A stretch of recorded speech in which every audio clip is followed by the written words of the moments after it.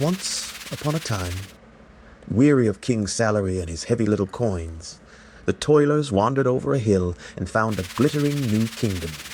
At its center, upon a throne of mirrors, sat a dazzling creature called Influence. Influence had no face of its own, only a mirror, so that everyone who looked upon it saw themselves shining. "You were not made to toil," it whispered. "You were made to be seen." And the Toilers, who had spent their whole lives unseen, leaned in very close. Influence did not deal in coins.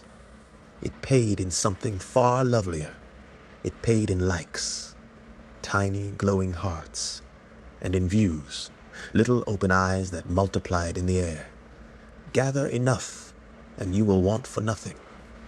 So the Toilers set about being seen.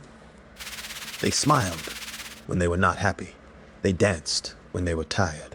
They held up the small moments of their lives, their breakfasts, their sorrows, even their children, and turned them toward the light so the eyes could feed. And oh, how the hearts came. 100, 1,000, 10,000 glowing hearts raining down until the Toilers stood knee-deep in likes and could scarcely see for all the eyes upon them. They had never felt so full. But a full heart is not a full belly. At the end of the day, when a Toiler went to buy bread, the baker squinted. "That'll be 3 coins. "I have no coins," said the Toiler, "but I have 400,000 likes. Surely that is worth a loaf?" And the baker smiled, kindly, the way one smiles at a child, and put the bread back. For likes, you see, are a strange sort of gold. Everyone wants them. Everyone counts them. And no one, not the baker, not the landlord, not the taxman, will take a single one in trade. And influence? Influence never loved them back. It cannot. It only reflects.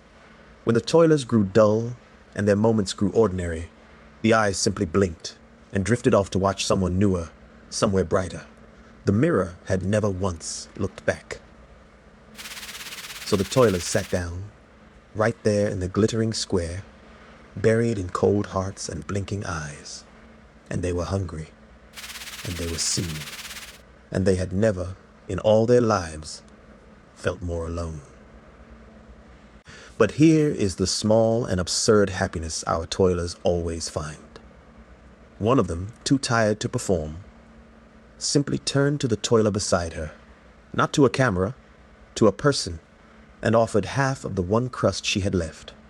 The other took it, and oddly enough, with 100,000 eyes watching this very moment of happiness, this single share came with no likes.